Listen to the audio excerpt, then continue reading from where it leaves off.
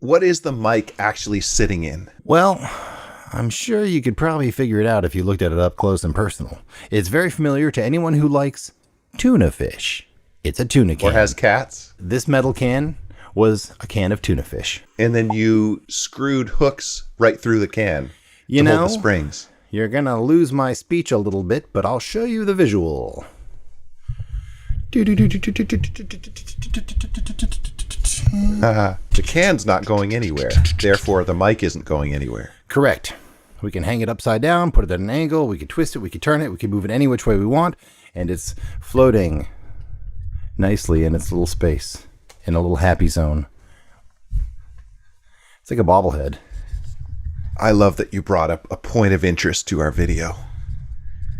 And folks who are listening to the audio version, definitely go to our YouTube channel, which is youtube.com/@GoModPod, because we enjoy being on video. Yeah, it's really not going anywhere at all, man. Look at this. That's it for episode 4. I'm Dan, this is Josh, and we're showing you our setups.